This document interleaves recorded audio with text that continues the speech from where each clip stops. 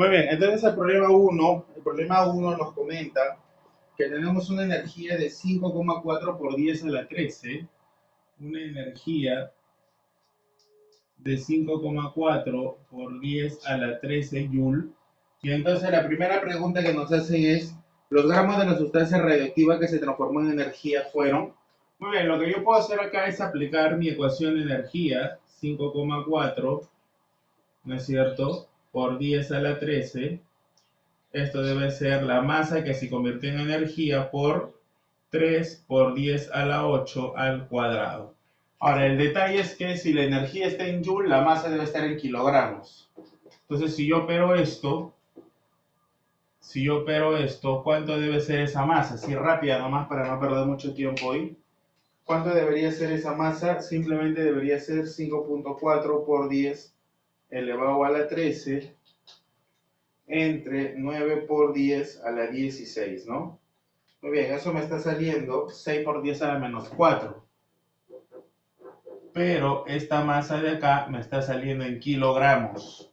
Por lo tanto, la masa, pero en gramos, simplemente sería 6 por 10 a la menos 4. Kilogramos vale 10 al cubo, ¿no? Gramos. ¿Cuánto es esto? 6 por 10 a la menos 1 gramos. Y esa sería la primera respuesta. ¿No es cierto? La masa que genera esta energía es de 6 por 10 a la menos 1 gramos. Pero también nos pide que esta energía se utiliza para incrementar la temperatura en 10 grados Celsius, un volumen de agua de... Muy bien, entonces como nos hablan de incrementar, es evidente que lo que voy a utilizar es el calor sensible, calor específico por el delta de T. El calor dice que es esta misma energía, 5,4 por 10 a la 13, pero esto está en Joule. Ahora, ¿por qué hacemos una observación ahí? Porque el calor específico, mira las unidades que tiene. Las unidades son de caloría, gramos, grados Celsius. Entonces, lo que voy a tener que hacer yo acá es una conversión, ¿no? Voy a tener que pasar estos Joule a calorías. Para eso me da una conversión que me dice que una caloría es 4,18 Joule. Entonces, por acá sería una caloría 4,18 Joule. Ya está. Con eso yo ya tengo el calor en calorías. El calor específico del agua te lo dan de dato, dice una caloría, gramos, grados Celsius por la masa, ¿no es cierto? Yo no sé cuánto es esta masa de agua, no lo sé. Y por la diferencia de temperaturas. El problema dice que se va a aumentar, se va a incrementar en 10 grados Celsius. Entonces acá sería la variación 10 grados Celsius. Con eso se van a ir varias cosas, ¿no? Se van a ir calorías, se van a ir Celsius con Celsius y solamente me va a quedar gramos. Entonces si yo opero esto, la masa de agua, ¿cuánto me estaría saliendo? Ojo, tengan claro que acá la masa me va a salir en gramos. ¿Cuánto me estaría saliendo eso? 5,4 por 10 a la 13, ¿no es cierto? Entre 4,18 y simplemente por 10. Esto me está saliendo aproximadamente 1,3 por 10 a la 12. 1,3 por 10 a la 12 gramos. Pero según la densidad del agua, nosotros tenemos de dato aquí que la densidad del agua, ¿cuánto vale? 1 gramo por mililitro. ¿Qué significa esto? Significa que 1 gramo de agua equivale a 1 mililitro de agua. Entonces, si lo que yo tengo por aquí es, mira esto, si lo que yo tengo por aquí es 1,3 por 10 a la 12 gramos, ¿eso qué significa? Que 1 gramo de agua es lo mismo que 1 mililitro de agua. Entonces, si eso está claro, 1 gramo de agua es lo mismo que 1 mililitro. Entonces, yo tendría el volumen de agua. ¿Cuánto es el volumen de agua? El volumen de agua sería el mismo valor, ¿no? 1,3 por 10 a la 12, pero mililitros. ¿Estamos bien o no? Pero a mí no me piden la respuesta en mililitros, me lo piden en litros. Entonces, por lo tanto, el volumen de agua simplemente sería 1,3 por 10 a la 12 mili vale 10 a la menos 3 litros. ¿De cuánto estamos hablando? 1.3 por 10 a la 9 litros. Ahí está.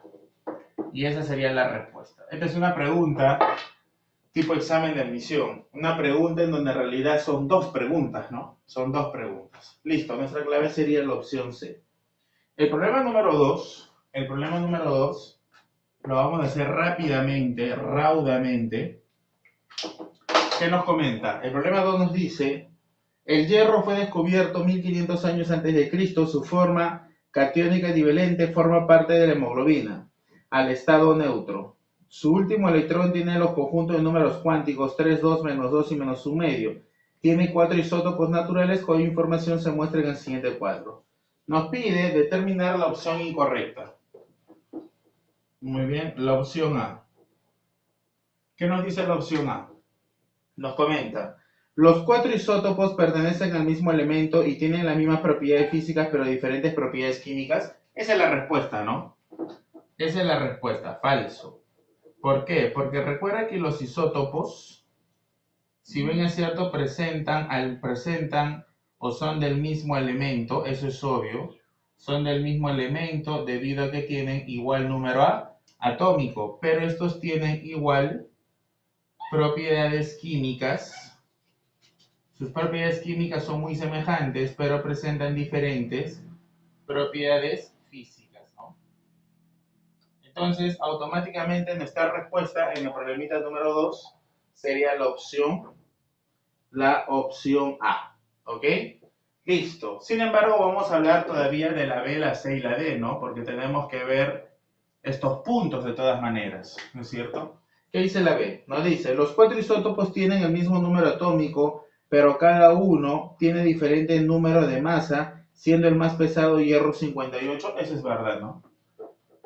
Eso es verdad. Los isótopos se representan como el elemento guión el número de masa, ¿no? Esto de aquí es hierro con número de masa 58 y como él tiene el mayor número de masa, por eso se dice que es el más pesado, ¿no? Eso es verdad. Eso es verdad. ¿Qué te dice la C? La C nos dice, el catión divalente tiene 4 electrones desapareados. Muy bien. A nosotros nos dan en el texto, nos dicen, su último electrón tiene conjunto de números cuánticos. Dice, su forma catión divalente forma parte de la hemoglobina al estado neutro, ¿no es cierto? Su último electrón, obviamente nos hablan del catión, ¿no? Nos hablan del catión. El catión tiene como último electrón, ¿quiénes? Ahí te dan el juego de números. 3, 2, menos 2. 3, 2, menos 2, menos 1 medio. Entonces vamos, a ver, grafiquemos. 3, 2 es 3D, ¿no? D tiene 5 orbitales, ¿no es cierto? Si L vale 2, entonces M sub L, ¿qué debe ser? Menos 2, menos 1, 0, más 1 y más 2. Creo que eso está claro, ¿no? ¿Dónde está el electrón que yo deseo? Está en la posición menos 2 y está hacia abajo, porque el spin vale menos 1 medio. Según Han, para que yo llegue hasta ahí, primero tuve que haber llenado hacia arriba. ¿Es correcto o no? Ahora, el problema me habla del catión divalente, ¿no? Leamos ahí.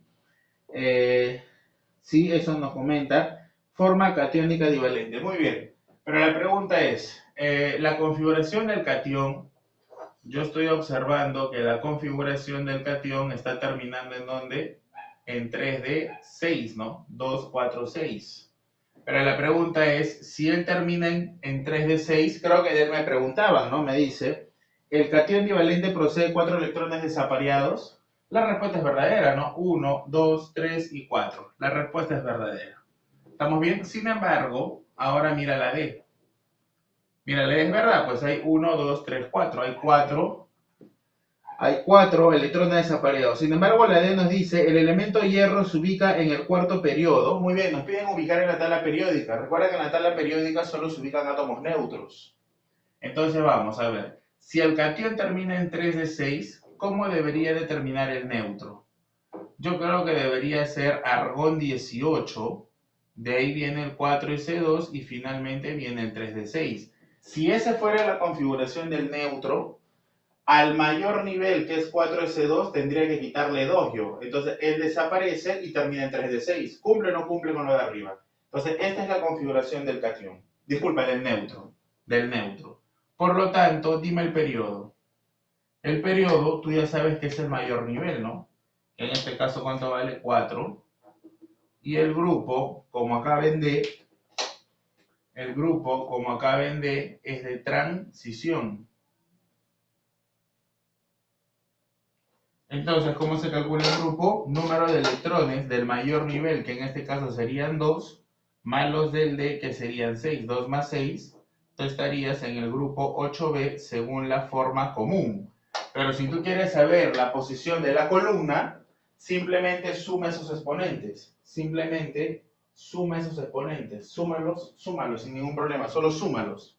2 más 6, 8, ¿no? Sería la columna 8. Y eso es lo que nos comentan, creo, ¿no? Periodo 4, grupo 8B, columna 8. ¿Ok? Muy bien, entonces el problema 2, la respuesta era la letra A hace rato ya, pero teníamos que concretar esto para repasar. Vamos con el 3. ¿Qué nos comenta el 3? Nos dice, tomando en cuenta las estructuras de las sustancias, muy bien, marque verdadero o falso. Primero, el amoníaco, bueno, ya a estas alturas, tú ya sabes que el amoníaco tiene 5 electrones, ¿no? Entonces ahí están sus 5, pero tiene 3 hidrógenos, entonces su estructura podría ser esta, ¿no? Ahí está, con su par libre. Y entonces, ¿qué nos preguntan? Nos dicen, presenta interacciones moleculares London-dipolo-dipolo y predominante puente hidrógeno. Muy bien. Como el átomo central tiene electrones libres, entonces automáticamente yo puedo decir que esta es una molécula polar. Y por lo tanto, por ser una molécula polar, ella tiene fuerza de London y también tiene dipolo. Ahora, ¿tendrá puente hidrógeno? Recuerda tú que para que un enlace tenga puente hidrógeno, la primera característica es que la molécula tendría que ser polar. Y la segunda característica es que tendría que existir cualquiera de estos 3 enlaces, ¿no? Los famosos enlaces del FON. Pregunta, ¿la molécula es polar? Verdadero. ¿Y presenta cualquiera de esos 3 enlaces? Verdadero. Acá está, mira, ve. Hidrógeno, nitrógeno, hidrógeno, nitrógeno. Por lo tanto, él, aparte de tener fuerza de London dipolo-dipolo, tiene puente hidrógeno con más intensidad. ¿Ok? Por lo tanto, esa opción es verdadera. Ahí está. ¿Qué nos dice la segunda? Nos dice el HCl, ¿cuál es el HCl? ¿El HCl tiene esta estructura o no? Ahí está. El HCl, nos preguntan, ¿tiene las mismas interacciones que el amoníaco? Esa respuesta yo podría decir de frente que es falsa. ¿Por qué? Porque esta de acá, si me dice que tiene la misma fuerza que el amoníaco, debería tener puente hidrógeno. Pero para que tenga puente hidrógeno, debería de tener cualquiera de estos 3 enlaces. Pregunta, ¿existe cualquiera de estos 3? H flúor, H oxígeno, H nitrógeno. No existe. Por lo tanto, la respuesta es falsa de frente. ¿Ok? Ahora, si tú lo quieres analizar mejor, como aquí no hay átomo central, analizo la simetría. Si yo trazo un eje, observo que lo que está a la derecha y a la izquierda no es lo mismo. Por lo tanto, esto se dice que es una molécula asimétrica. Y si es una molécula asimétrica, entonces es una molécula del tipo polar. Y si es polar, automáticamente tiene fuerza de London, pero también tiene dipolo-dipolo, pero presenta puente hidrógeno, no presenta debido a que no tiene ninguno de esos 3 enlaces. Entonces la segunda respuesta yo la podía haber respondido de manera inmediata, simplemente la estamos corroborando nomás. Y ahora la tercera, que nos comenta, el HCN es una molécula polar y presenta interacciones dipolo-dipolo principalmente. Muy bien, la estructura del HCN, ya tú la debes de conocer, es esta. Ese es el HCl. Entonces, el átomo central es el carbono. No tiene electrones libres. Porque si tuviera electrones libres, automáticamente sería polar. Pero como no tiene electrones libres, entonces debemos analizar la simetría. ¿El átomo central está unido a lo mismo en todas direcciones? No. Acá está unido con nitrógeno y acá está unido con hidrógeno. Por lo tanto, o si quieres le trazas tu plano acá, ¿no? Ahí. Y ves que no hay simetría. Por lo tanto, la molécula es asimétrica. Por lo tanto, esto es una molécula del tipo polar. Ahí está. Y por lo tanto, presentamos fuerza de London y presentamos dipolo-dipolo. Ahora, ¿habrá puente hidrógeno? ¿Existe cualquiera de esos tres enlaces? No existe el H-flúor, ni el H-oxígeno, ni el H-nitrógeno. Nadie me va a decir acá que existe el enlace H-nitrógeno, porque es H-carbono o nitrógeno-carbono. Por lo tanto, la respuesta igual sería que hay fuerza de London y dipolo-dipolo, pero la más fuerte, la más intensa, la que domina más, ¿quién es? La de dipolo-dipolo. Por lo tanto, esta opción 3 sería verdadera. La respuesta de nuestro problema número 3 entonces sería verdadero, falso, verdadero. Muy bien, el problema número 4 nos comenta el alcohol etílico, voy a ir haciendo la estructura. El alcohol etílico, tú sabes qué es esto. Ajá, este es el alcohol. Ok, ya está. Ahora, en el otro caso me dan el éter etílico.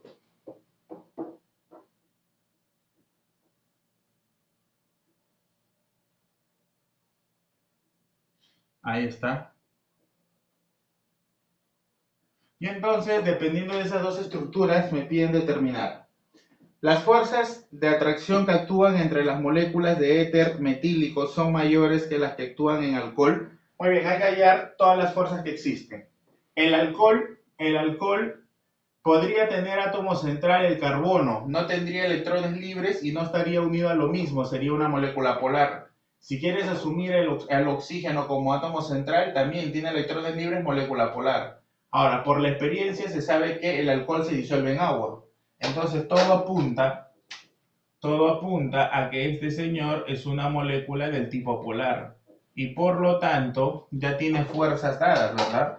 Por ser molécula polar, él ya tiene fuerza de London, él ya tiene dipolo-dipolo, pero también tiene ¿qué cosa? ¿Presenta o no presenta el famoso enlace OH? Sí, ¿verdad? Entonces él también presenta ¿qué cosa? Él presenta puente hidrógeno. ¿Estamos bien o no? Ahora, si tú analizas al éter, si tú asumes que el átomo central es el carbono, no tiene electrones libres y tampoco está unido a lo mismo, o sea, es polar. Ahora, si tú vas a asumir al oxígeno como átomo central, tiene electrones libres, entonces automáticamente es polar. Por donde vayas, te sale que la molécula es polar. Molécula polar. Por lo tanto, la pregunta es, ¿qué fuerzas tiene? Ah, tiene fuerza de London, tiene dipolo-dipolo, pero tiene puente hidrógeno. Pregúntate, ¿existe el enlace hidrógeno-oxígeno, hidrógeno-flúor o hidrógeno-nitrógeno? No, ¿verdad? Acá todos los hidrógenos se enlazan con el carbono nada más. Por lo tanto, en este tipo de estructura no vamos a tener, ese tipo de fuerza. Por lo tanto, ¿quién tiene mayor interacción de fuerzas? El alcohol, porque presenta puente hidrógeno. En cambio, el éter solo presenta fuerza de London y dipolo-dipolo. Entonces, la primera pregunta nos dice, ¿la fuerza de atracción que actúan en las moléculas de éter son mayores? Falso, ¿no? La primera alternativa entonces es falsa. Las fuerzas intermoleculares del alcohol son mayores que las fuerzas intermoleculares del éter, ¿no? Recuerda que esas fuerzas intermoleculares son las que van a generar las fuerzas de atracción, pues. ¿Ok? ¿Qué más nos dice? Las fuerzas intermoleculares son mayores en el alcohol etílico, ya que en este existen fuerzas de puente hidrógeno y en el éter no. Claro, eso es justamente lo que hemos hablado acá, ¿no? Que en el alcohol hay más fuerza porque presenta puente hidrógeno, en cambio en el éter no. Eso es verdad, es lo mismo. Es lo mismo. ¿Estamos bien? Es lo mismo. Es lo mismo, ¿no?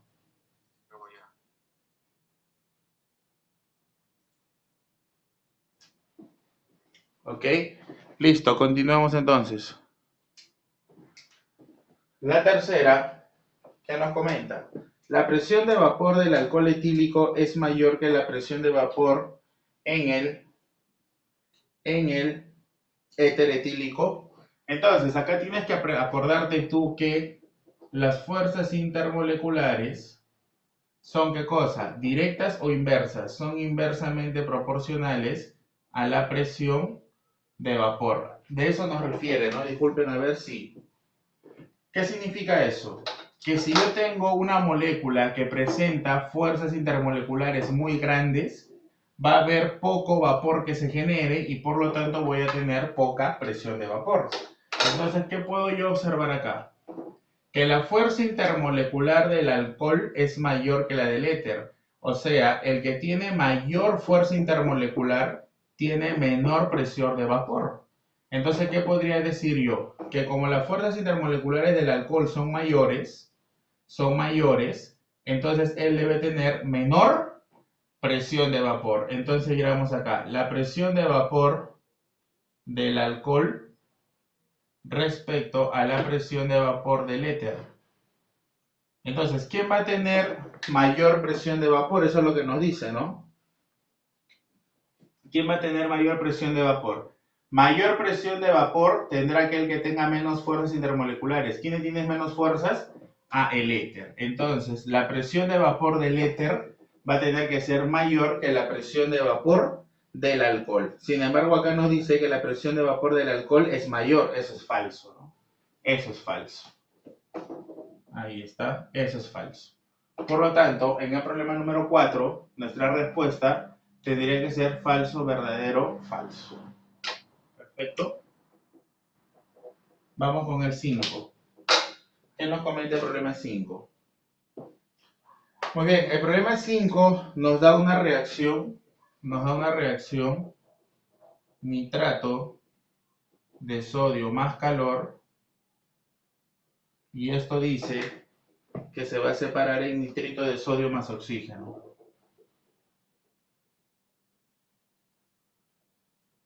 Perfecto, esa es la pregunta. Entonces, ¿qué nos dicen al respecto?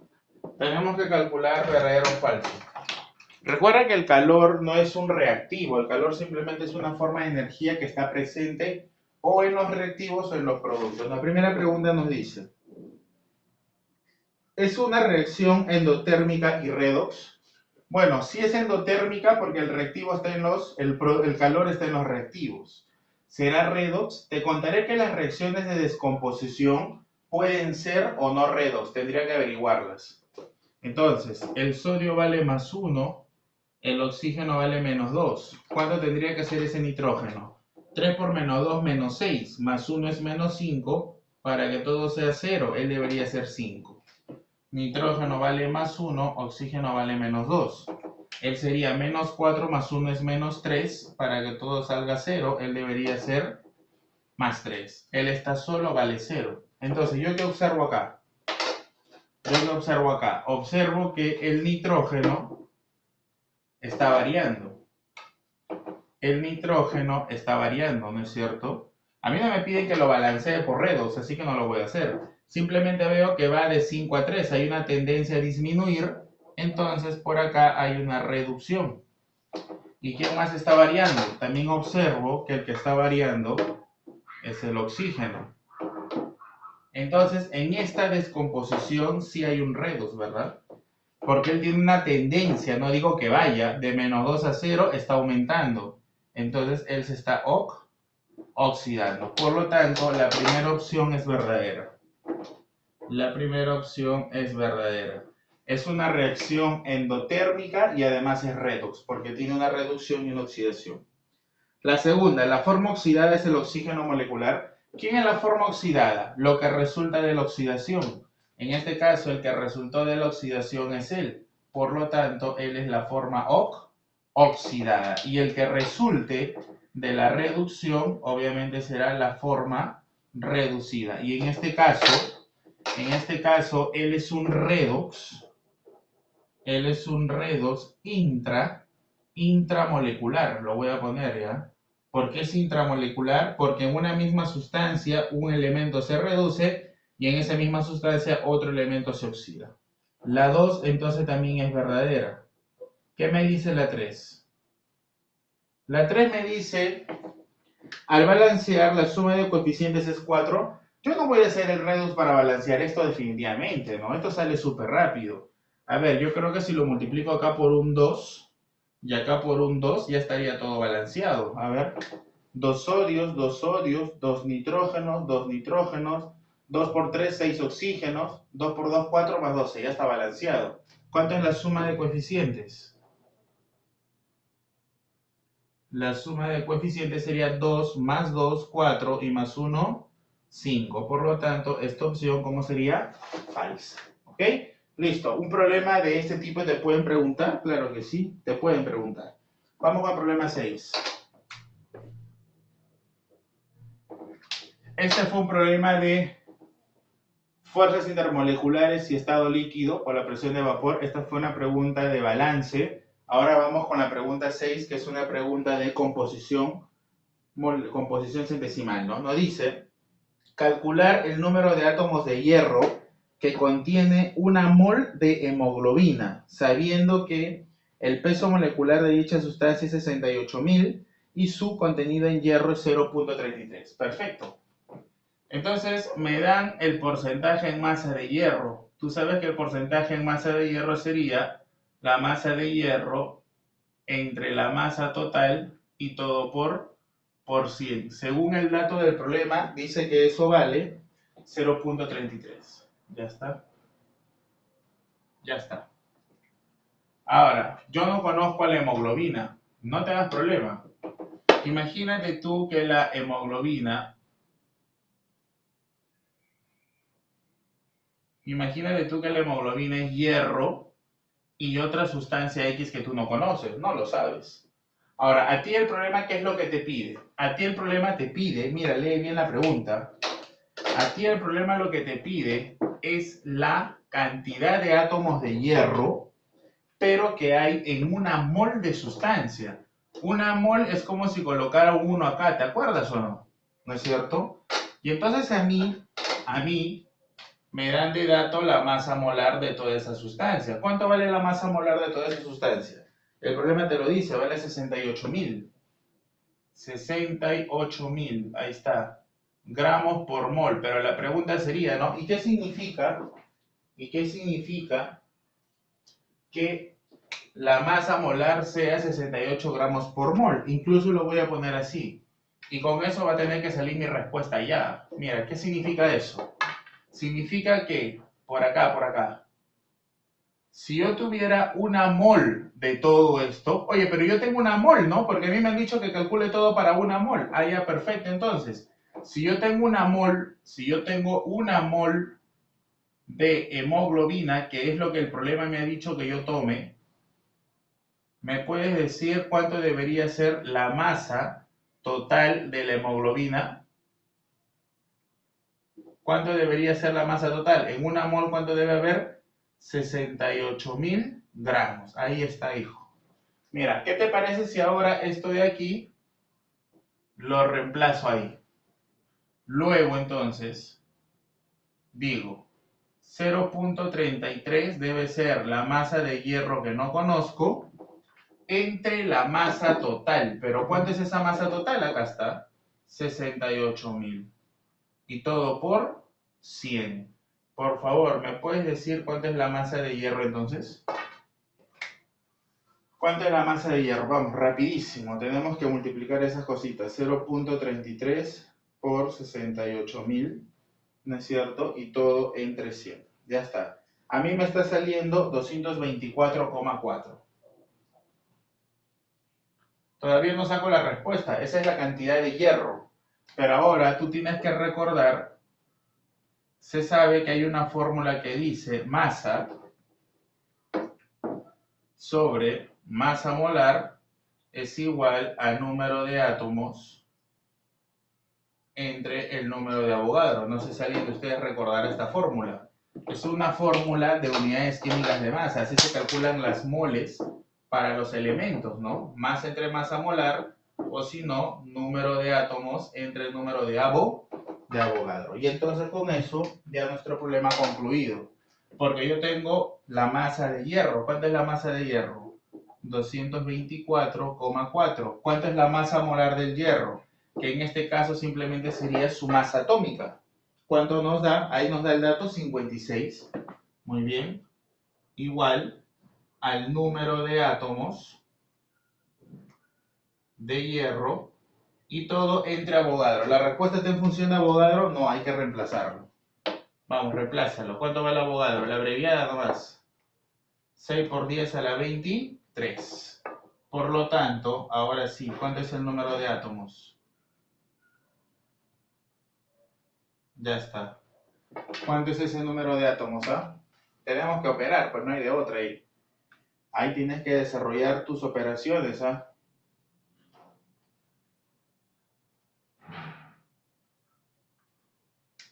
Y me estaría saliendo a mí 2,4 por 10 a la 24. Listo. Y esa sería la respuesta. Date cuenta que en este problema de composición nosotros hemos utilizado, primero que hemos utilizado nuestra definición de masa molar, nuestra definición de porcentaje en masa y finalmente nuestra fórmula de lo que vendría a ser el número de moles para elementos, ¿ok? Listo. Tenemos ahí entonces ya el problemita número 6. Bien, el problema 7 nos comenta lo siguiente, nos dice, considere la combustión completa del etanol. Muy bien, el etanol te contaré que es el C2H5OH. Combustión completa significa que reacciona con el oxígeno, me genera CO2 más agua, ¿no es cierto? Esa es la famosa combustión completa. Balanceemos eso, por favor. Aquí hay 2 carbonos, aquí tendría que ser un 2. Hay 6 hidrógenos, aquí tendría que ser un 3. Ahora, aquí ¿cuántos oxígenos hay? 4 más 3 son 7, pero aquí hay 1. Entonces, él simplemente tendría que ser 3. Ya está balanceado, ¿verdad? Perfecto. Ahora, ¿qué nos preguntan? Nos dicen, determine los gramos de oxígeno gaseoso y el volumen a condiciones normales. ¿De qué? Muy bien, me piden los gramos de oxígeno y el volumen a condiciones normales de CO2. Esa es la pregunta. ¿Cuándo se quema 460 gramos de etanol? Muy bien. En la estequiometría, cuando nosotros tenemos masa, muy bien, entonces estábamos calculando la relación de masa, que sería multiplicando la masa molar por el coeficiente, 46 por 1, 46 gramos. Para el oxígeno sería 16 por 2, 32, pero por 3 tendría que ser 96 gramos. Y la relación de volumen a condiciones normales es simplemente 22,4 por el coeficiente que vale 2 en litros. Ahí está. Entonces, lo que yo tendría que hacer acá es una regla de 3, ¿no? Tendría que decir, con 46 gramos obtengo 96, con 460, ¿cuánto obtendré? Pero eso no hagas. Busca de frente esto. Para llegar de 46 a 460, ¿no es cierto que es solo multiplicando por 10? Entonces, si acá es multiplicando por 10, acá también es por 10 y acá también es por 10. Por lo tanto, entonces sería X, ¿cuánto? 96 por 10, la respuesta sería 960 gramos. Y el volumen a condiciones normales, ¿cuánto sería? 22,4 por 2 por 10. Esto sería 22,4 por 10 es 224 y por 2 simplemente sería 448 litros. Y listo. Ya tendrías tu respuesta de manera rápida y directa. La respuesta sería 960 y 448. Problema número 8. Un problema de estequiometría, como te digo, es un problema que de todas maneras viene en los exámenes. El tema viene de todas maneras, así que sí que es importante. El 8 nos dice, tenemos la siguiente reacción, litio más nitrógeno, ¿no es cierto? Y esto que nos genera litio 3, listo, ahí está. Nitruro de litio, ¿no? La pregunta es, calcula respectivamente los gramos de nitruro de litio que se forma y las moles del reactivo en exceso que no reacciona. Cuando 2,10 gramos de litio, mira, de él tenemos 2,10 gramos de litio, dice que va a reaccionar con 1,68 gramos de dinitrógeno. Muy bien, la pregunta es directa, ¿no? Obviamente al inicio del no hay nada. La pregunta es directa, me piden cuánto es lo que se forma de él en masa y me piden las moles de la sustancia que quede en exceso sin reaccionar. Y además nos dice que el rendimiento de la reacción es de 80%. Míralo. ¿Ya está? Perfecto. Entonces, cuando a ti te pidan hacer este tipo de situaciones, lo que tú vas a hacer es un pequeño cuadro. Un pequeño cuadro así nomás ficticio. Esto es lo que tengo al inicio. Necesito lo que va a reaccionar y finalmente quiero ver cuánto es lo que me queda, ¿no? Al final es lo que te piden, pues. Ahora, lo que yo tengo que hacer acá primero es balancear, ¿no? Definitivamente, como acá son dos nitrógenos, aquí es un 2 y 2 por 3, aquí es un 6, ¿no? Ya está. Ahora, lo que yo tengo que hacer es, como tengo dos datos en los reactivos, tengo que hallar el reactivo limitante. ¿Cómo se halla el reactivo limitante? Simplemente divido lo que tengo entre su relación respectiva. Entonces calculemos la relación.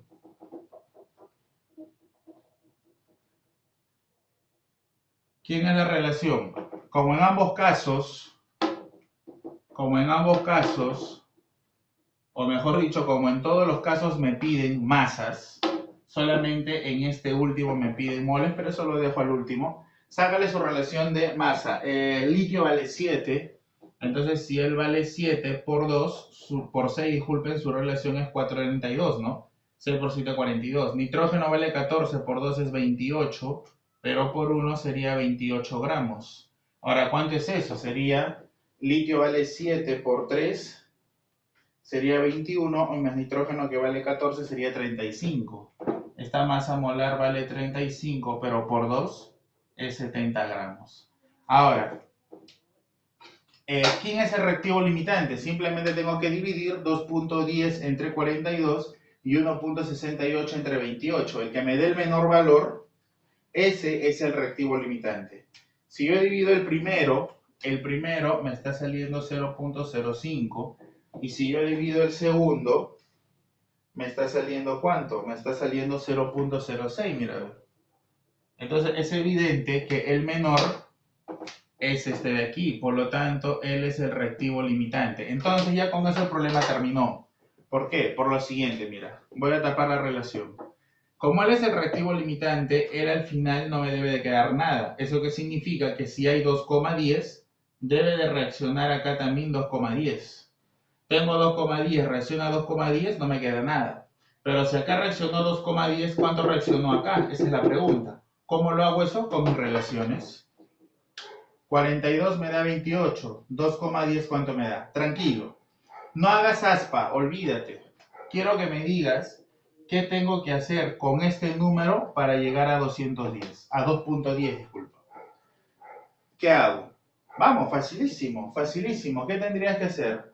Simplemente tendrías que dividir 2.10 entre 42, ¿no? Y me está saliendo a mí 0.05. Mira, a ver, si yo eso lo multiplico por 0.05, multiplica 42 por 0.05, me sale 2.1, lo que yo quiero. ¿Por qué he hecho eso? Porque esto de aquí se cumple para él y para él. Entonces, ¿cuánto sería 28 por 0.05?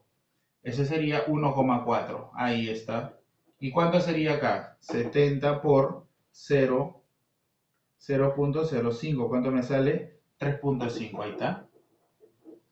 Ya, ahora, de nuevo, regresemos acá. Había 2.10, reaccionó 2.10, no hay nada. Había 1.68 y reaccionó 1,4. ¿Cuánto te está quedando acá entonces? Te estaría quedando 0,28 gramos. ¿Es correcto o no? 1,68 menos 1,4 me da 0,28. ¿Es correcto o no es correcto? No había nada y se formó 3.5. ¿Cuánto me queda? 3,5 gramos. Listo, ya está. Entonces, la pregunta ¿cuál era? Directo. La pregunta era, nos decía, los gramos de nitruro de litio que se forma. ¿Cuánto se está formando? 3.5, pero aguanta. Este 3.5, pongo acá, estos 3,5 gramos que se están formando son para un rendimiento del 100%. A ti te dicen que el rendimiento cuánto vale, entonces le voy a poner aquí una masa prima. ¿Cuánto debería de ser? Para el 80 por 100. Entonces, por favor, por lo tanto, ¿cuánto es esta masa de nitruro de litio que se forma, pero bajo un rendimiento del 80%? Simplemente sácale el 80% de 3.5 nada más. ¿Cuánto me estaría saliendo? 2,8. Ahí está, ¿ves? Esa es mi primera respuesta. Ahora, el problema también me pide que yo determine cuántos son las moles que sobran de la sustancia en exceso. Las moles que sobran, si él es el limitante, él es el exceso. ¿Cuánto me sobra? Acá está. Esto es lo que me sobra. Pero lo que yo tengo entonces, diré por acá, lo que yo tengo es la masa en exceso, que según lo que yo he calculado es 0,28 gramos, pero no hay problema, porque las moles en exceso simplemente debe ser la masa en exceso sobre la masa molar en exceso. Nada más, ahí está. ¿Quién es la masa molar? ¿De quién estamos hablando? Pues del nitrógeno, su masa molar vale 28. Por lo tanto, el número de moles de exceso sería la masa 0,28 gramos, ¿entre cuánto? Entre su masa molar, que es 28 gramos por mol, ¿no? Listo. ¿Cuánto sale eso, por favor? ¿Cuánto sale eso? Vamos, operemos. Correcto, ¿no? Nos está saliendo 0,01 mol. ¿De quién? De nitrógeno. Y esa sería la respuesta. Ahí está. Un problema en donde hemos aplicado bastantes cosas, ¿no? Hemos aplicado primero reactivo limitante, hemos aplicado rendimiento también y hemos calculado una cantidad de la masa en exceso. Generalmente ese es un problema súper completo, ya no te pueden preguntar más, ¿ok? Listo, ya estaría la respuesta del problema 8. Vamos con el problemita número 9. ¿Qué nos comenta el 9? Muy bien, dice, una lata de fijador para el cabello contiene un gas a 1.25 atmósferas y 27 grados Celsius. Muy bien, presión 1.25 atmósferas, estamos en gases ya, y una temperatura de ¿cuánto? De 27, pero recuerda tú que en el tema de gases todo tiene que entrar en Kelvin. Entonces a los Celsius hay que sumarle 273, súmale, 27 más 273, ¿de cuánto estamos hablando? De 300 Kelvin, ¿sí o no? ¿Qué más nos dice? Dice acá, esta se calienta para determinar la máxima presión que el envase puede soportar. Justo antes de explotar, alcanza una temperatura de 323. Muy bien, que en Kelvin sería 596. O sea, la temperatura es llevada hasta 596 Kelvin. Claro, recuerda que la temperatura es 323 y hay que sumarle 273. 596. La pregunta es, ¿cuál es la presión máxima que puede soportar la lata expresada en unidades del sistema internacional? Perfecto. Supuestamente, cuando yo lo llevo hasta esta temperatura, está a punto de explotar. Entonces, justamente esa es la presión que me piden. Pero la presión me la piden en unidades del sistema internacional. ¿No es cierto? Como yo lo tengo aquí en atmósferas, es evidente que aquí yo lo voy a sacar en atmósferas y de ahí lo tendré que llevar ¿a dónde? Al sistema internacional. La unidad de la presión en el sistema internacional, no te olvides que es el pascal. ¿Estamos bien o no? Ahora, a ti no te dicen nada que el gas se pierde, porque esto es hasta antes de que explote. Entonces, lo que yo tengo aquí es que la masa del gas en el interior de la lata es constante, por lo tanto puedo aplicar presión por volumen sobre temperatura constante, porque para que apliques eso, tú tienes que justificar que la masa del gas no varía, y eso es lo que yo justifico con el hecho de que todavía no explota la lata. Ahora, profesor, no me hablan nada del volumen, pero te hablan de una lata. Una lata es un cuerpo rígido, es como un balón. Entonces, en ese tipo de situaciones, ¿te acuerdas que te comentaban tus profesores que el volumen, ¿cómo va a ser? Constante. Entonces, yo acá puedo eliminar el volumen.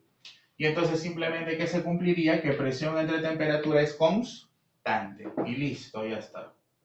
Reemplazamos. Presión 1.25, temperatura 300. Presión al otro lado no sé, quiero saber, y la temperatura es 596. Entonces la presión final, como acá está en atmósferas, es evidente que al otro lado me va a salir en atmósferas. ¿Cuánto sería eso, por favor? 1.25 por 596 entre 300. Eso me está saliendo a mí 2.48 atmósferas. Ahora, tú lo quieres convertir eso a Pascal, te dan la conversión, ¿no es cierto? Te lo dan. El problema ha sido buena gente y te lo ha dado. Dice, una atmósfera, 10 a la quinta pascales. Entonces, esto simplemente sería 10 a la quinta pascal vale una atmósfera. En algunos problemas no te dan, así que sería bueno que te lo aprendas. Han sido buena gente.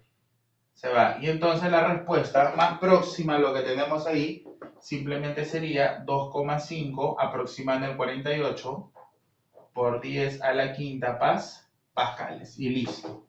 Un problema de gases, ¿no? Ecuación general de los gases. Ahí está. Esa sería nuestra respuesta. Muy bien. Perfecto. El problemita número 10, ¿qué nos comenta? Muy bien, vamos a ver el problemita número 10.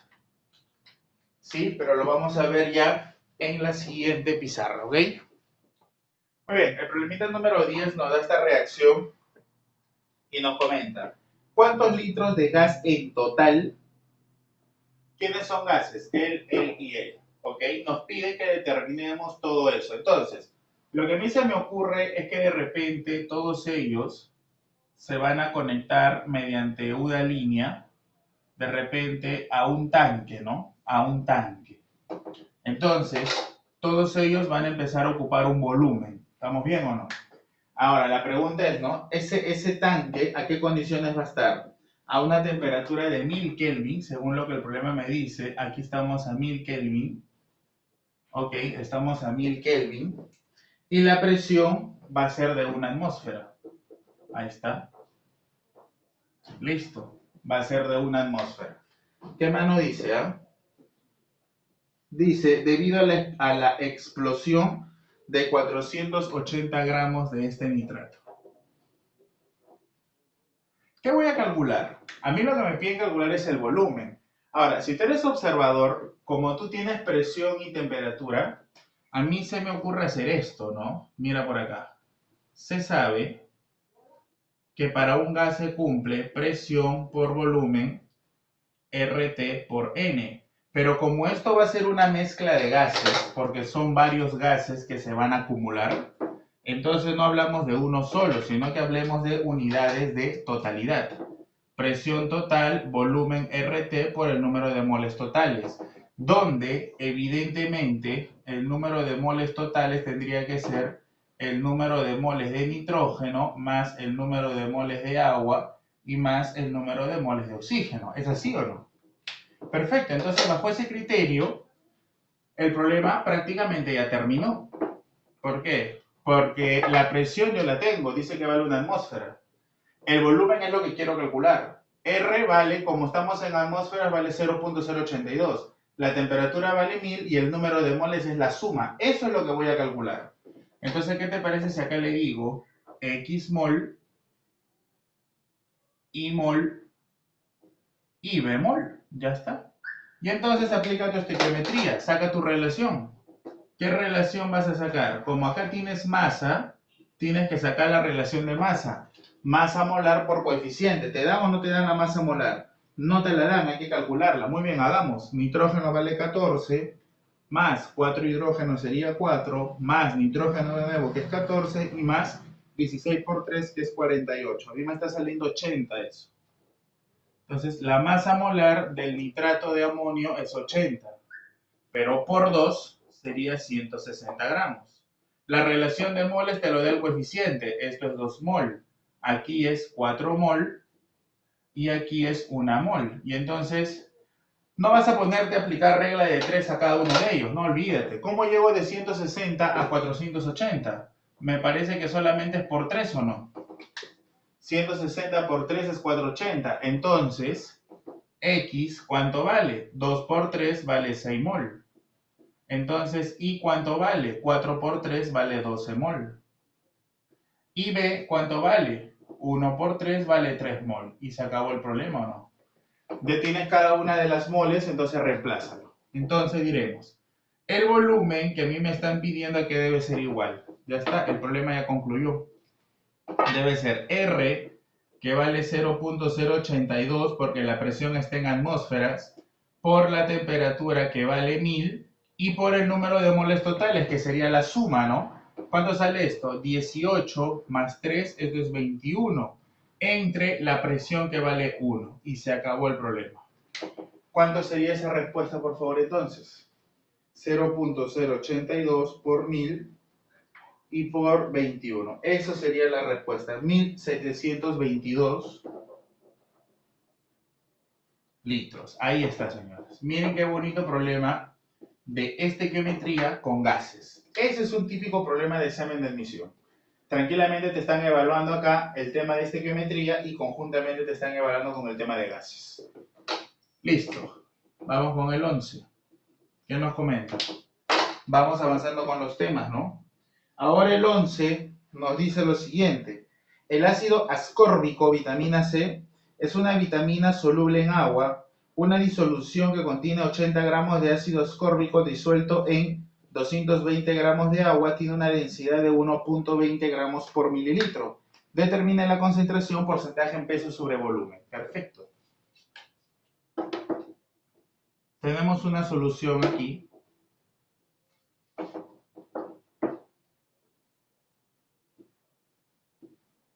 Tenemos al ácido y obviamente tenemos al agua, ¿no? Ya está. Entonces yo creo que ya está bien claro que el ácido es el soluto y que el agua es el solvente. Ya eso está por demás. Cuando tú resuelves un problema de soluciones, tú solamente debes de hablar de soluto y de solvente. No tienes que hablar de más, ¿ok? Entonces, ¿qué es lo que nos dice el problema? Nos dice que tenemos 80 gramos de ácido. Entonces, la masa de soluto vale 80 gramos. Y dice que él se disuelve en cuánta masa de agua, es decir, en cuánta masa de solvente. Dice que se disuelve en 220 gramos de agua. Muy bien. Ahora, si yo sumo esto, evidentemente tengo el total de la masa, que sería la masa de la solución, ¿no? Y que sería 300 gramos. Ahí está. Ahora, mira la pregunta. La pregunta es directa, ¿no? Nos pide determinar el porcentaje de peso sobre volumen. Dejo ese espacio ahí por un detalle. Mira, me piden el porcentaje de peso sobre volumen. Pero ¿cómo se calcula eso? Facilito. Eso es la masa del soluto entre el volumen de la solución y todo por 100, porque es un porcentaje. Ahora, el único detalle que tú vas a tener en cuenta acá son las unidades. Importante aquí las unidades, ¿ah? Mira por acá. Esta masa tiene que estar en gramos y este volumen tiene que estar en mililitros. Ahí está el detalle del problema.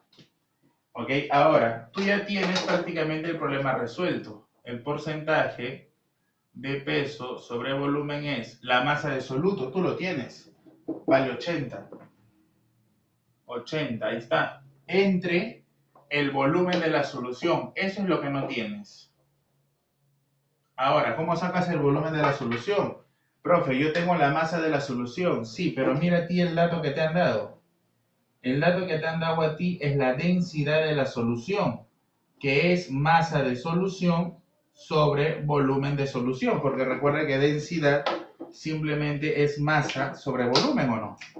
Ya está. Entonces, con ese dato yo puedo sacar el volumen. ¿Cuánto sería entonces el volumen de la solución, por favor? Vamos.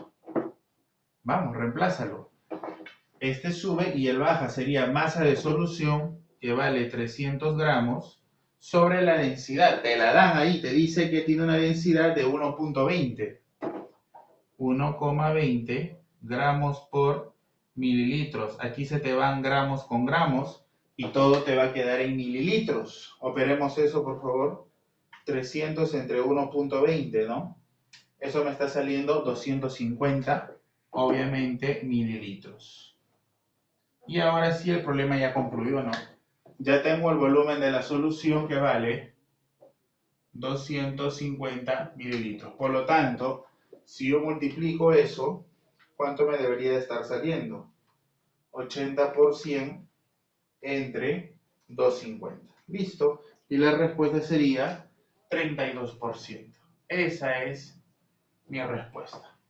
Problema clásico de examen de admisión de San Marcos. Clásico, problema clásico, ¿no? Que te piden hallar el porcentaje de peso sobre volumen, pero que vas a tener que aplicar tu densidad para poder determinar el volumen de la solución. Problema clásico, súper clásico, que puede venir en un examen de admisión. Muy bien. Vamos con el problemita número 12. ¿Qué nos dice el problema 12?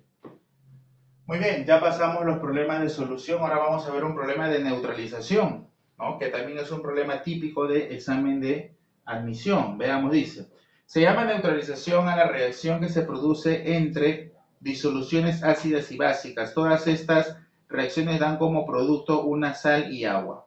Dice que tenemos 100 mililitros de ácido nítrico. Yo tengo ácido nítrico, tengo un volumen de 100 mililitros, ahí está. Ok, ¿qué más nos dice el problema?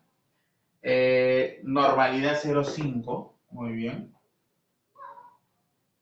Dice que él va a reaccionar con qué base? Con 200 mililitros de hidróxido de potasio. Con un volumen de 200 mililitros de hidróxido de potasio. Y además nos dan también su molaridad, que vale 0,3. Perfecto, ya está. La pregunta es, determina verdadero o falso. Ya está, esos son mis datos. La primera pregunta dice, el número de equivalentes gramos de la solución ácida presente es... Muy bien. 1. El número de equivalentes gramos de la solución ácida, ¿cuánto vale? Recuerda que simplemente es normalidad por volumen. La normalidad vale 0,5. ¿El volumen cuánto vale? Ojo, recuerda que el volumen debe estar en litros. 100 mililitros es 0,1 litros. ¿Estamos bien o no? ¿Estamos bien o no estamos bien?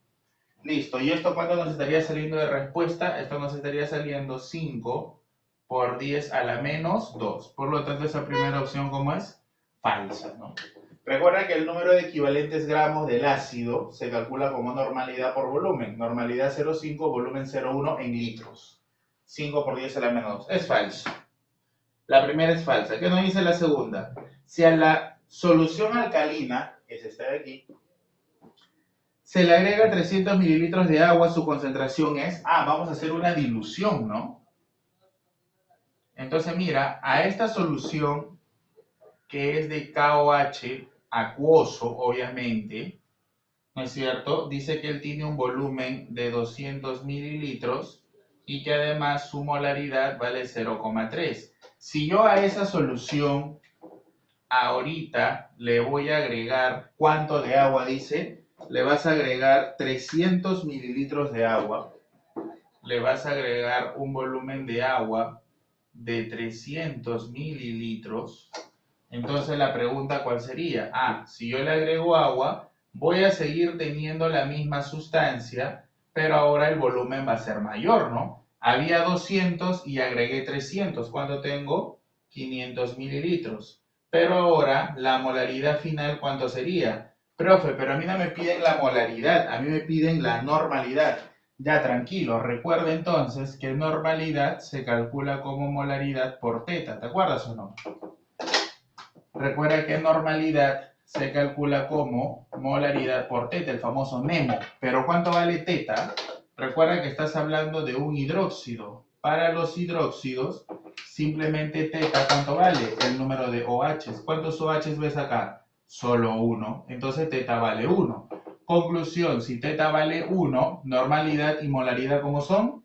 Iguales. Entonces da lo mismo calcular molaridad o da lo mismo calcular molaridad. ¿Qué se cumple en una dilución, criaturas?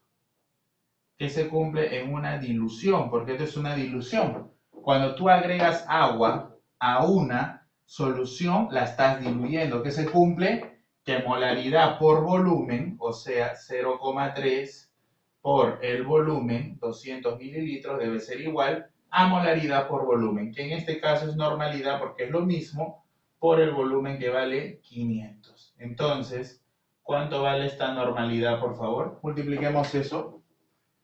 ¿Cuánto sería? Sería 0,3 por 200 entre 500, ¿no? Sale lo que dice el problema, 0.12, correcto. Si es verdad, ahí está. Nunca te olvides, ¿ah? Que se cumple, es verdad, ¿no? Que se cumple en una dilución, molaridad por volumen al inicio, igual a molaridad por volumen al final. Ya está. La tercera opción, ¿qué nos comenta?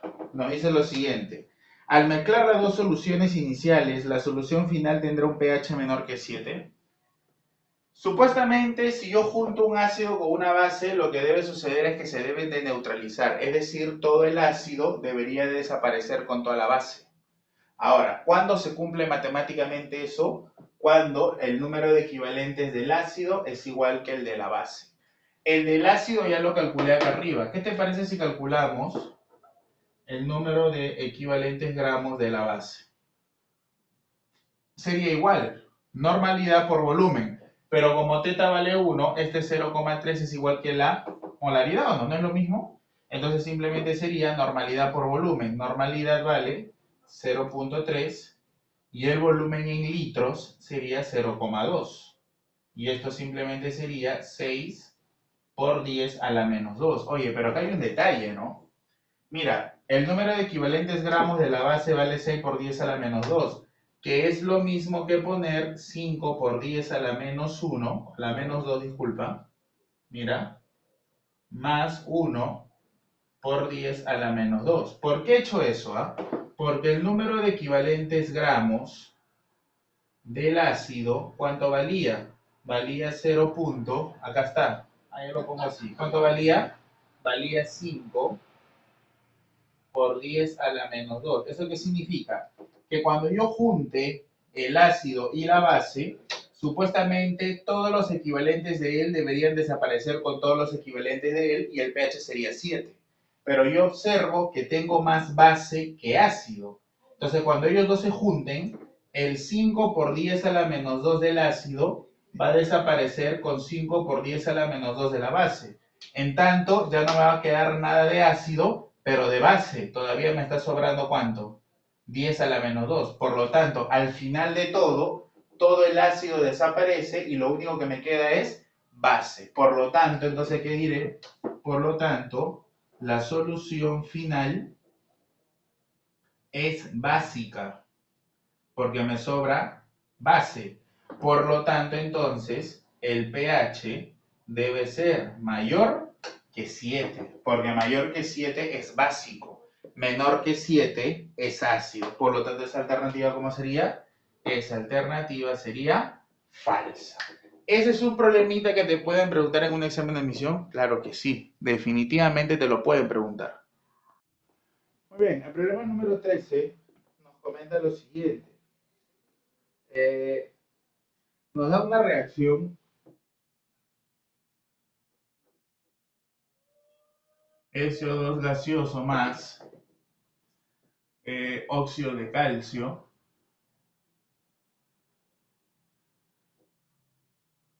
Ok, y nos dice que esto nos va a generar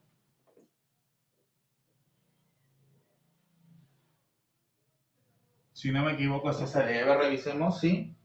Muy bien, entonces, balanceamos la ecuación, siempre es bueno balancear, a ver, un calcio, está balanceada, ok, pero leamos el texto. El texto nos dice, con el fin de reducir la contaminación atmosférica provocada por el dióxido de azufre, se propone hacer pasar el aire, obviamente que contiene el dióxido de azufre, a través de óxido de calcio a alta temperatura. Señores, ¿qué significa que este óxido de azufre se pase en altas temperaturas por óxido de calcio? ¿Por qué se tendría que pasar por altas temperaturas y no por bajas temperaturas? Eso a mí me da a entender un detalle muy importante. Si a mí me dice que esto tiene que pasar por una alta temperatura, es porque a él le gusta el calor. Y eso significaría que esta reacción tendría que ser del tipo endotérmica. Ten en cuenta que a ti si te dicen que una sustancia va a tener que pasar por un ambiente frío o caliente, significa que si es frío es porque es exotérmico. tiene que tener bajas temperaturas. En cambio, si pasa por un aire caliente, es porque la sustancia quiere adquirir ese calor que tú vas a darle. Entonces, ese es un punto muy importante, un punto muy importante en la resolución del problema. Marque la alternativa correcta respecto al equilibrio. Dice, corresponde a un equilibrio homogéneo. Entonces, esa primera respuesta automáticamente, que creo que es la letra A, disculpen, es la letra A, esa primera respuesta es falsa, ¿no? Porque estamos frente a un equilibrio del tipo heterogéneo. Cuando es homogéneo, se dice que es homogéneo cuando todas las sustancias estén en el mismo estado de agregación. En este caso acá tengo gas, sólido, sólido, son diferentes. Heterogéneo. Dice, si en el equilibrio la presión del SO2 es 0.05 atmósferas, K sub P sería 2. Muy bien, entonces ya me están dando un dato en el equilibrio, ¿no? Dice, si en el equilibrio químico la presión del dióxido de azufre fuera 0.05 atmósferas, ¿cuánto sería? Dice K sub P. Recuerda que el K sub P solo se calcula para gases. Solo para gases. Entonces, como él es sólido, él no interviene y él tampoco. Entonces, el K sub P simplemente sería la presión parcial de los productos, como no hay gases, simplemente es 1, no hay nada, entre reactivos. Él es sólido, el calor no entra. Él es el único gas, entonces sería simplemente 0.05 elevado a su coeficiente que vale 1. Ahí está, simplemente sería eso, ¿no? ¿Cuánto nos estaría saliendo eso, por favor? Eso nos estaría saliendo 20. Y entonces esa alternativa también sería falsa. Porque creo que el problema nos dice que solamente vale 2, creo, ¿no? Falso. Si se disminuye la presión, el equilibrio se desplaza hacia la derecha. A ver, ¿qué te dice Le Chatelier? Si tú disminuyes la presión, ¿qué te decía Le Chatelier? Le Chatelier decía que si yo disminuyo la presión, se va hacia donde hay mayor número de moles. ¿Quién te da los moles? Los coeficientes, pero un detalle, ¿no? El detalle es que cuando tú analizas Le Chatelier para la presión, también Le Chatelier solo toma en cuenta los gases, cuando tú hablas de presiones. Entonces, los moles te lo indican ¿quién? Los moles te lo indican los coeficientes. Pregunta, aquí él es sólido, no entra y él es calor. ¿Cuánto vale su coeficiente acá? Solamente vale 1. Aquí no hay ni un gas, entonces es como si fuera 0. Entonces la pregunta es, ¿para dónde se debe de dirigir la reacción? Si yo disminuyo la presión, dice que hacia donde hay más número de moles. ¿Dónde hay más números de moles? A la izquierda, ¿no? Ahí está. Acá hay mayor número de moles. El problema es que te dice que se dirige hacia la derecha. Eso es falso. Importante esas observaciones, ¿ah? Finalmente ya, por deducción, mi respuesta sería la D, ¿no? En un examen yo marcaría de frente ya la D. Es más, la voy a hacer acá para poder tener un poco de espacio. Aquí voy a poner la D, que ya sería mi respuesta de frente. ¿De qué nos habla la D? Veamos. Nos dice, al aumentar la temperatura disminuye la concentración de SO2. Cuando yo aumento la temperatura disminuye él. O sea, la reacción se va para la derecha, porque si se va para la derecha, significa que esto se produce y esto se gasta, ¿no? ¿Ok? Entonces, ¿qué podríamos hacer en ese caso? Muy bien, entonces estamos comentando que el problema nos dice que en la opción D tenemos que analizar la temperatura.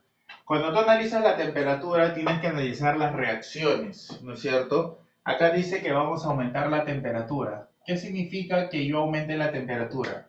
¿Qué te decía Le Chatelier cuando tú aumentabas la temperatura? Le Chatelier te dice que la reacción que se va a favorecer, se favorece la reacción del tipo endotérmica. Endotérmica, ahí está. ¿Ok? Ahora la pregunta es, ¿dónde está la endotérmica? Facilísimo. En el sentido en donde está el calor está para la izquierda. Entonces, en este sentido, en el sentido en donde se ubica el calor, en ese sentido está la reacción exotérmica. Exotérmica. En el sentido en donde está el calor.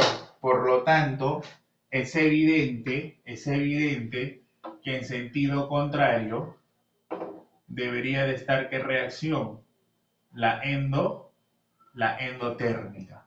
Entonces, si yo aumento la temperatura, la que se favorece es la endotérmica. Por lo tanto, la reacción tendría que ir ¿en qué sentido? Hacia la derecha. ¿Qué significa eso? Cola significa que se gasta y cabeza que se forma. ¿Quiénes se gastan? Todos ellos. Disminuye la concentración de CO2. En tanto, se produce el KSO3. ¿Ok? Entonces la respuesta es verdadera, porque nos decía, si levantamos la temperatura, la concentración de CO2 disminuye, es verdadero, porque va para la derecha, se va a gastar. ¿Ok? La respuesta era la D. Vamos al problema 14. ¿Qué nos comenta el problemita 14? El problemita 14, este es un problema de equilibrio. El problemita 14 nos habla ahora de una electrólisis, ¿no? Nos dice el problema, se requiere platear una cuchara de 2,57 centímetros de área hasta un espesor de 10 a la menos 4 metros. O sea, imagínate que esta es tu cuchara, esta de acá es tu cuchara. El problema ya te halló todo el área, pero ahora el espesor que yo deseo, es más o menos algo así, ¿no? Yo lo voy a recubrir a él completamente, lo voy a recubrir completamente de plata, ¿ok? Pero con un determinado espesor.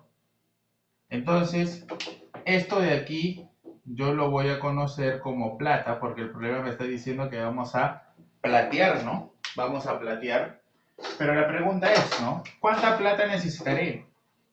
Ah, ya, tendría que hallar la masa de plata, pero no la puedes hallar directamente. Sin embargo, a ti el problema te da la densidad de la plata, y la densidad de la plata debe ser la masa de la plata sobre el volumen que va a ocupar la plata.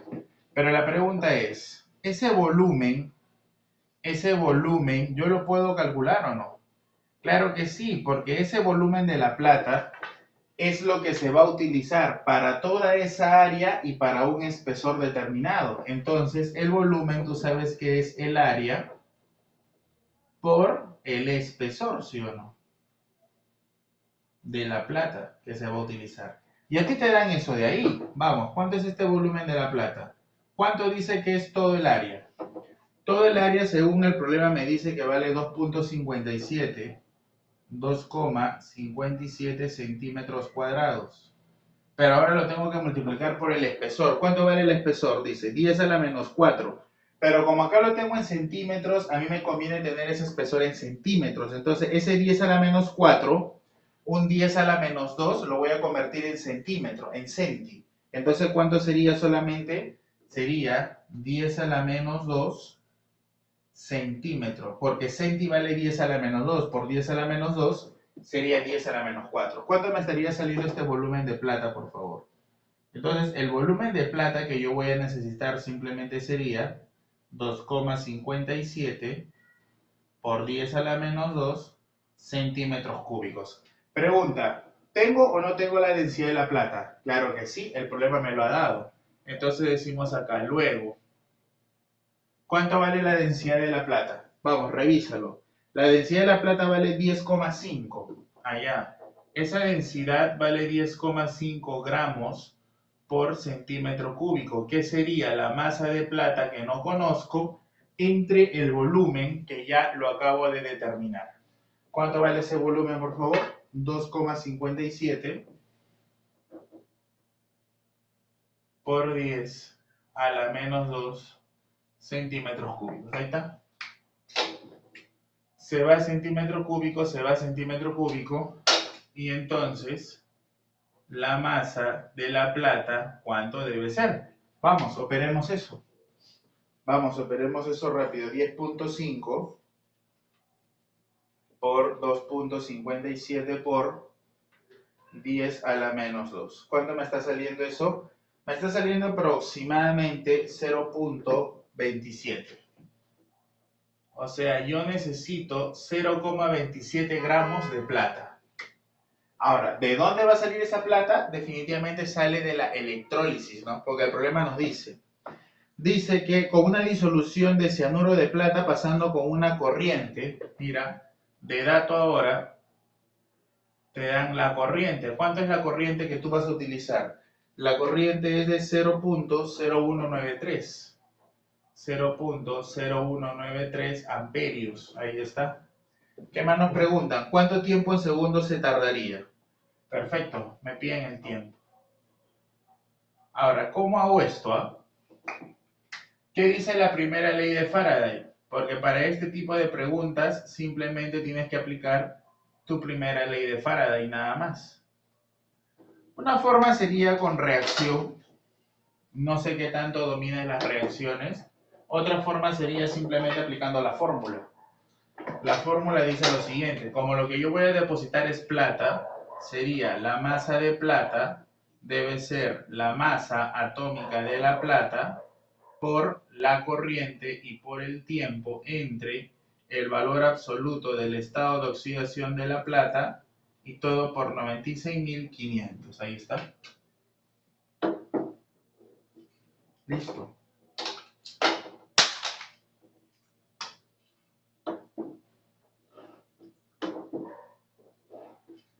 Esa es la primera ley de Faraday, ¿no? Yo ya debo de conocerla muy bien a esa ley, ¿sí o no? Entonces reemplacemos de una vez. La masa de plata yo la calculé, vale 0,27 gramos. La masa atómica vale 108, dato. Corriente también te lo dan, 0.0193. El tiempo es lo que te piden, ahí está. Estado de oxidación de la plata, tú no te hagas ningún problema porque la plata solo tiene un valor, que vale +1. No hay otro valor para la plata. La plata solo presenta un valor y todo es por 96.500. Ya está, señores. Por lo tanto, ¿cuánto es este tiempo? Recuerda que en esta fórmula la masa tiene que estar en gramos, la corriente tiene que estar en amperios y el tiempo tiene que estar en segundos.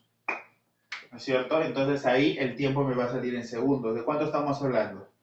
0.27 por 96.500 entre 108 por 0.0193. Y la respuesta sería 12.500.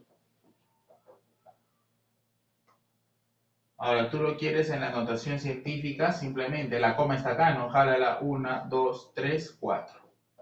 1,25 por 10 a la cuarta segundos. Y listo. ¿Cuál sería nuestra respuesta? La clave sería la opción A.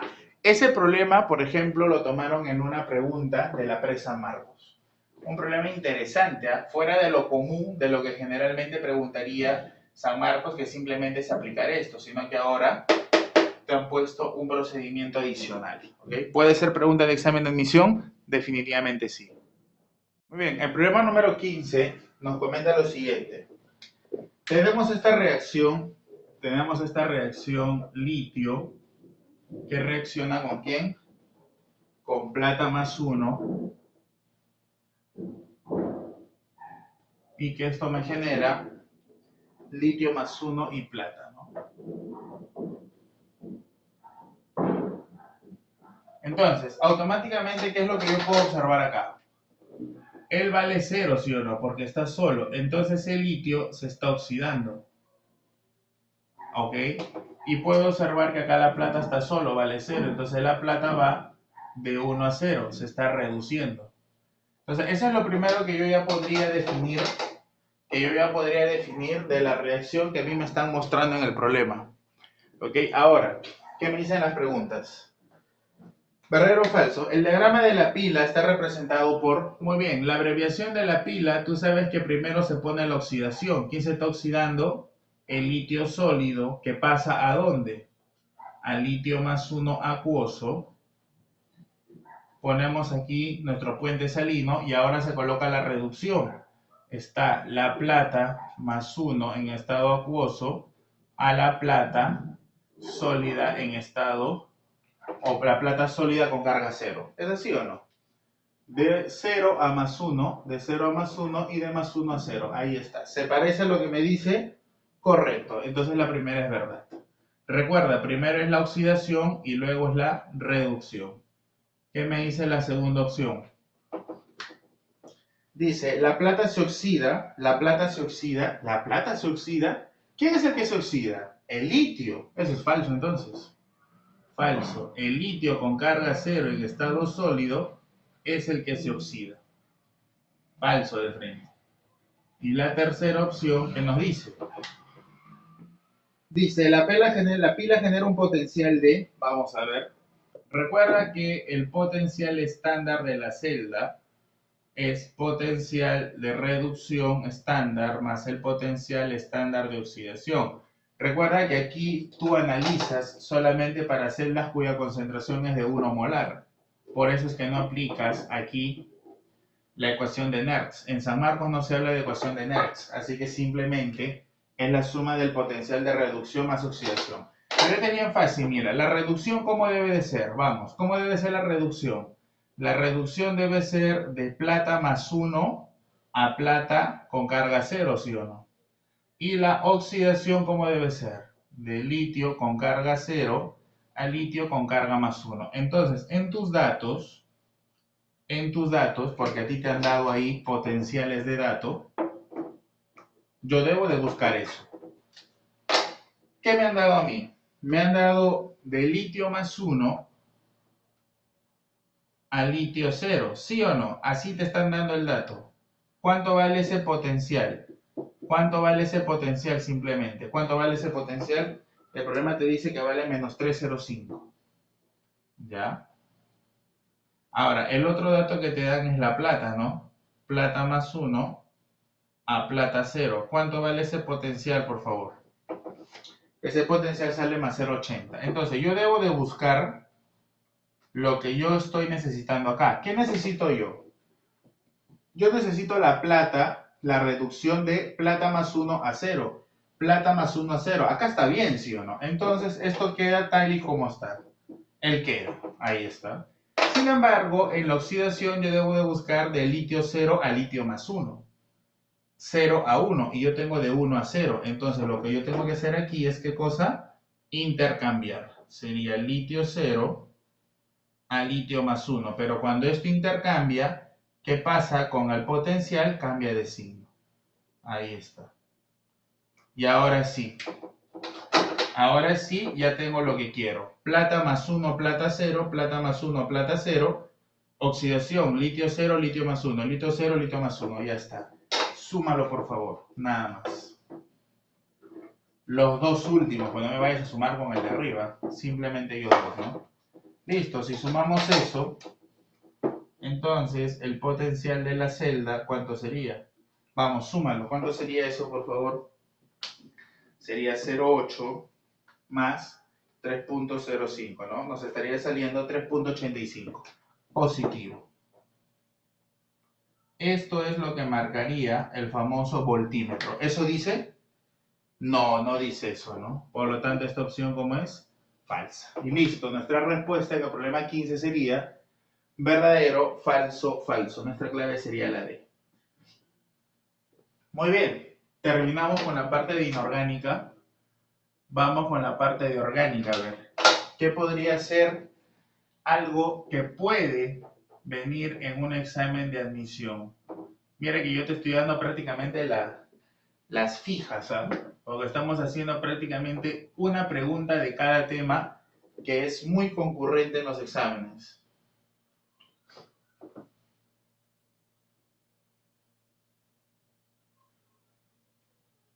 A ver, creo que es así. Perfecto. Muy bien. Entonces, la primera pregunta dice, posee 8 electrones pi. Recuerda que los electrones pi están en los enlaces dobles. Aquí hay un pi, aquí hay un pi, acá hay un pi y acá hay otro pi, ¿no? Por lo tanto, el primer término sería, tengo 1, 2, 3, 4, tengo 4 enlaces pi, pero cada enlace está conformado por 2 electrones, entonces cuando tengo 8 electrones del tipo pi, creo que eso dice, ¿no? Se tiene 8 electrones pi, verdadero. Al reaccionar con un fenol, forma éteres. Señores, eso es falso, ¿sí o no? ¿Por qué? Porque esto de aquí, yo no sé si tú te das cuenta, pero acá ¿qué tienes? Esto es un benceno, pero lo vas a trabajar como un fenil.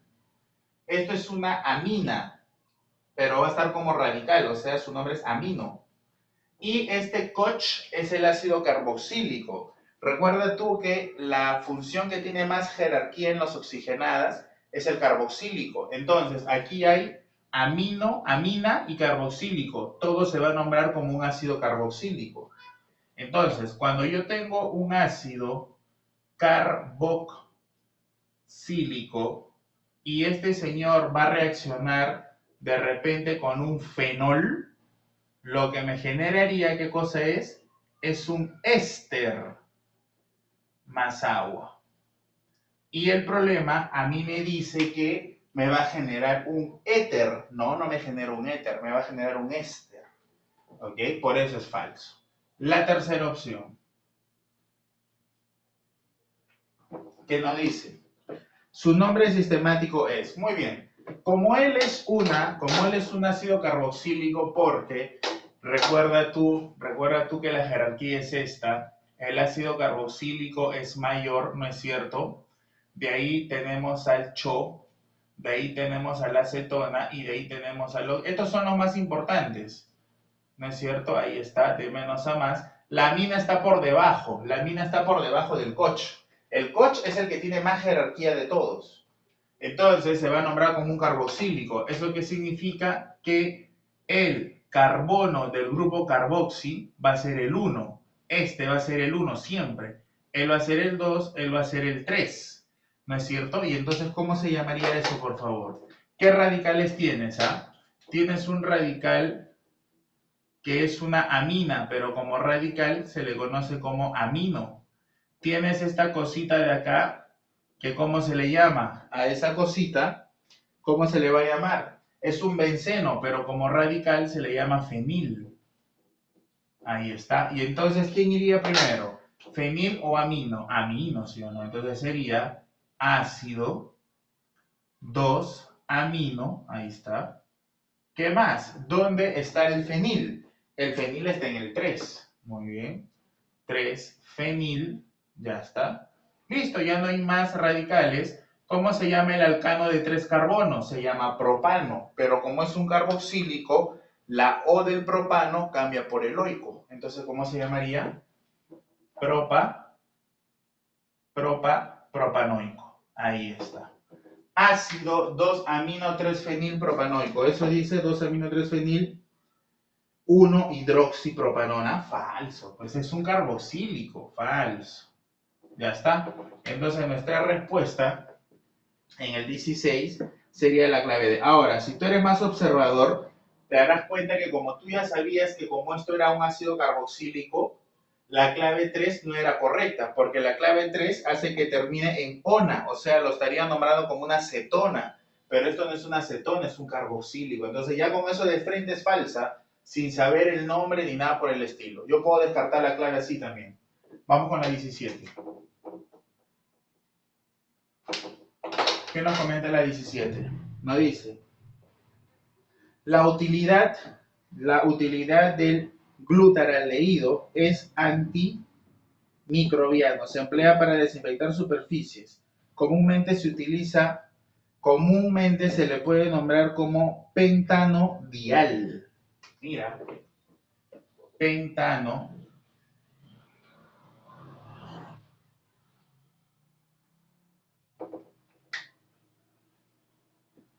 Muy bien, pentanodial, ¿no? Ya está. Muy bien. Con respecto a esto, indique lo incorrecto. Señores, dial. 2. ¿Al qué cosa es? ¿Al qué cosa es? Al es un aldehído. Un aldehído recuerda que tiene como grupo funcional al CHO. Y el CHO tiene una característica, que el CHO siempre va en los extremos. Ahora, yo tengo 2, entonces uno debe estar en un extremo y el otro debería de estar en el otro extremo. Ahí está. Ahí está. Dial, dos aldehídos en una cadena de 5 carbonos. 1, 2, 3, 4 y 5. Esa es la estructura. Ahí está. ¿Qué nos dice? Se le puede obtener por oxidación del 1,5 pentanodiol. A ver, la primera opción, ¿no? Recuerda que cuando tú tienes un alcohol del tipo primario y cuando este se oxida, es que tú vas a obtener un aldehído. Entonces, automáticamente esa respuesta, ¿qué nos dice por ahí? Nos dice, se puede obtener por oxidación del 1,5 pentanodiol. Allá, el pentanodiol es esto, 1,5, o sea, en el 1 y en el 5. Entonces sería, vamos a ponerlo así, Ch3, Ch2, Ch2, Ch2. Este es el pentano, 1, 2, 3, 4, 5. Pero dice que en el 1 está un OH. Y en el 5 también está un OH. Pregunta, señores, ¿qué tipo de alcohol es él? Él está unido a este carbono. Y este carbono es un carbono primario porque solo está unido a un carbono. Entonces, este es un carbono primario. Si yo lo oxido, ¿regreso o no regreso un aldehído? Claro que sí, verdadero. Entonces, ahí está, pues. La respuesta es verdad. ¿Qué me dice la segunda opción? Vamos, dale, la segunda opción nos dice, es un aldehído alifático. ¿Qué significa alifático? Alifático significa que no hay presencia de benceno. Por ejemplo, este caso de arriba sería un carboxílico aromático porque tiene la presencia del benceno. En este caso, como no hay ningún benceno en ningún lado, entonces diremos que es alifático. Sí es alifático. ¿Por qué es alifático? Porque no presenta en ningún lado al benceno. ¿Verdadero? ¿Qué dice la tercera? Su fórmula global es, a ver, contemos, ¿no? Bueno, en realidad es letra A, B, C y D, ¿no? Vamos a ver. Rapidísimo. A, B, C. Muy bien. Su fórmula global, cuenta, vamos. Son 1, 2, 3, 4, 5. Son 5 carbonos. ¿Cuántos hidrógenos son? Vamos. 1, 3, 5, 7 y 1, 8. ¿Y cuántos oxígenos son? 2. Ahí está. Carbono 5, hidrógeno 8, oxígeno... Ah, esa es la falsa, ¿no? Porque ahí dice hidrógeno 6. Esa es la respuesta entonces. Esta es la falsa. Por lo tanto, si tú quieres analizar la D, hagámoslo. También debería ser verdadera entonces, ¿no? Porque ya la respuesta sería automáticamente la C. ¿Pero qué dice la D? Tiene 2 carbonos sp2 y 3 carbonos sp3. A ver, acá. Él como tiene enlace doble, automáticamente es un sp2. Él solo tiene enlace simple, entonces él es un sp3. Él también tiene puros enlaces simples, sp3. Él también tiene puros enlaces simples, sp3. Y él, de nuevo, tiene un enlace doble, entonces él es un sp2. ¿Cuántos sp2 hay? Hay 2 y 3 sp3, eso es verdad, ¿no? Hay 2 carbonos del tipo sp2 y hay 3 carbonos del tipo sp3. Por lo tanto, la opción D también sería verdadera. Por ejemplo, ese es un problema que te podrían preguntar, ¿no? Esta fórmula, la oxidación de un alcohol primario te da, ¿qué cosa? Un aldehído. Esa pregunta es muy clásica y te la podrían consultar. Problema 18 nos dice lo siguiente.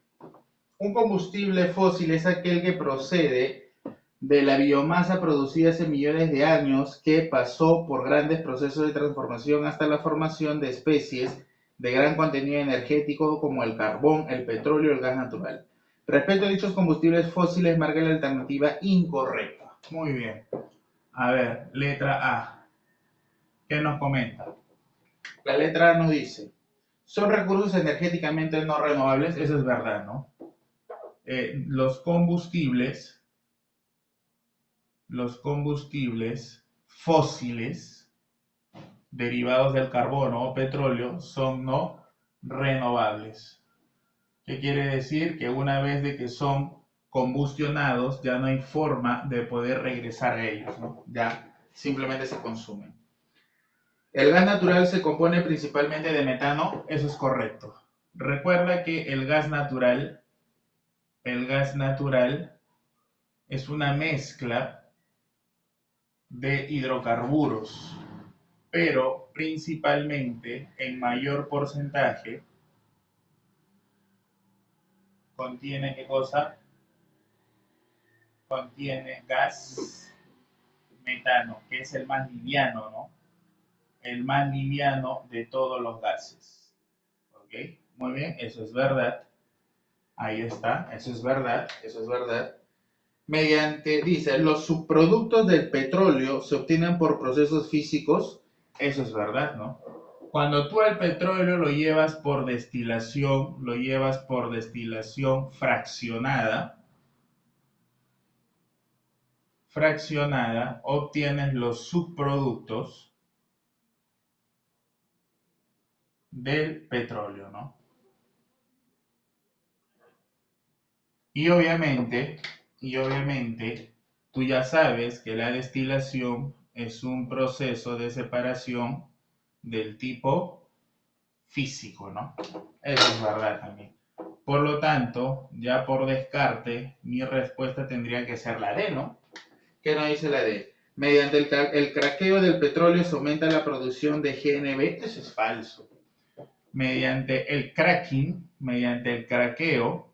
lo que se hace es que se mejora la calidad ¿de quién? De la gasolina, señores, no del GNB. ¿Ok? Listo. Tenemos cracking catalítico y cracking térmico, ¿no? La idea del cracking es romper cadenas grandes para volverlas más pequeñas y eso mejora la calidad. Vamos con la 19. La 19 para completar, ¿no? Dice, considere los espacios en blanco. En la potabilización del agua, la etapa que tiene como objetivo separar partículas coloidales, haciéndolas aumentar el tamaño, utilizando sales como el alumbre o sales ferrosas, se denomina a ese proceso en donde yo voy a agregar una sustancia y esta sustancia va a atraer otras sustancias, ¿ok? Va a atraer otras sustancias, las va a adherir a ellas y va a hacer de que esto, por gravedad, caiga al fondo, descienda al fondo del estanque, por llamarlo así. ¿Cómo se le llama a esas sustancias que nosotros vamos a agregar para que el tamaño aumente debido a que se adhieren? A eso se le conoce como ¿quién? A eso se le conoce como floculación. Y la floculación es un proceso químico, ¿eh? Entonces, en la purificación del agua, por ejemplo, un proceso químico, porque son más procesos físicos, pero un proceso químico es la floculación.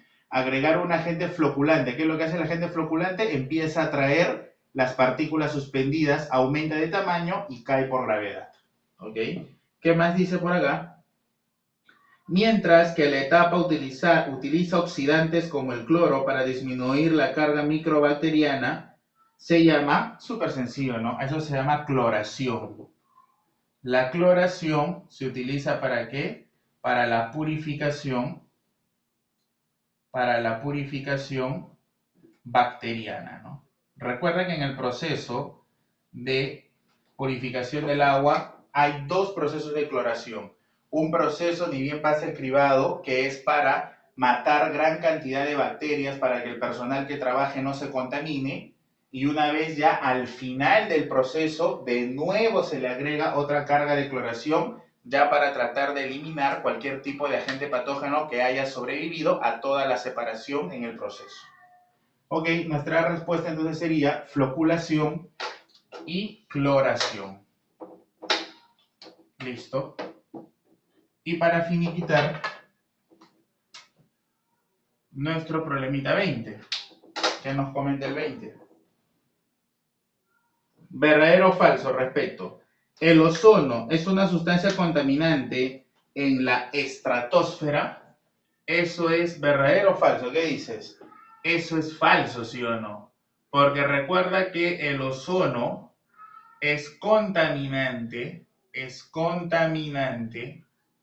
¿Es contaminante dónde? La pregunta nos dice acá, ¿el ozono es una sustancia contaminante en la estratosfera? No, eso es falso. ¿Es contaminante en dónde? En la troposfera. ¿Ok? Y eso es un poco, creo, de geografía también, ¿no? Listo. Muy bien. La 2. Los CFC afectan la capa de ozono en la troposfera. ¿En la troposfera? No. Los CFC afectan en dónde? En la estratosfera. Ahí es donde matan al ozono, ¿no es cierto? Ahí es donde afectan al ozono. ¿Ok? Listo, eso es falso también. La tercera dice, los detergentes y el vertido de aguas servidas contribuyen a la eutroficación. Eso es verdad, ¿no? Un aumento de fosfatos, un aumento de nitratos, estos de aquí favorecen al aumento de la eutroficación. Y recuerda que los nitratos y fosfatos estaban hace mucho tiempo presentes en los detergentes. ¿Ok? Listo. Y la última nos dice, los plaguicidas y pesticidas solo son contaminantes del suelo. Eso es falso, señores. Ellos contaminan también agua. Pero aquí donde hay agua, ríos subterráneos, pues.